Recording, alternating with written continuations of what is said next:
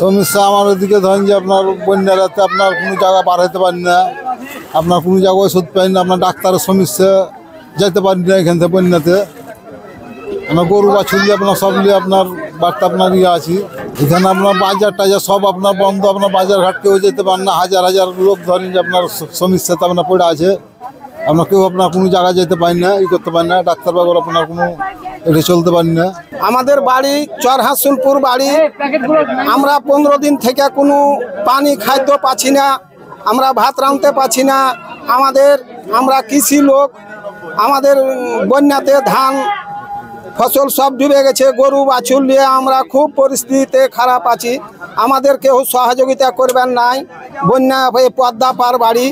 তা আমরা এই 15 দিন থেকে কোনো ঔষধ পাচ্ছি না, কলের পানি পাচ্ছি না। আমরা খুব সমস্যাতে আছি। মেয়ে ছেলে আপনার কোনো জায়গাতে খাদ্য জোগাড় করতে পারছি না। আমরা কলের পানি পাই না, আপনার খাদ্য যে করবো এত গাজলে আমরা কোনো খাওয়ার পাচ্ছি না। তো আমরা 15 দিন থেকে খুব সমস্যাতে আছি। তো আমরা এখানে ইনশাল্লাহ আশা করছি যে সরকারের কোনো লোক যদি আসে তাইলে মনে হয় কোনো আমরা সাহায্য সহযোগিতা পাবো। কিন্তু না, আমরা তো কোনো জিনিসের এখানে 15 দিন হয়ে গেল কোনো সাহায্য কিংবা কোনো জিনিস পাচ্ছি না। আমাদের বন্যাতে ধান, আমাদের নিজের 5 বিঘা ধান ডুবে গেছে, আমরা হুতাশে মরে যাচ্ছি। 1 তারিখ থেকে আমাদের এলাকাতে কোনো লোকজন, কোনো ডাক্তার পানিবন্দির মধ্যে পড়ে আছি। 1 তারিখ থেকে আমাদের বন্যা বৃদ্ধি হইতে থাকছে। আজও অবধি মানে বাড়িঘর ডুবে যাবে এরকম পরিস্থিতি।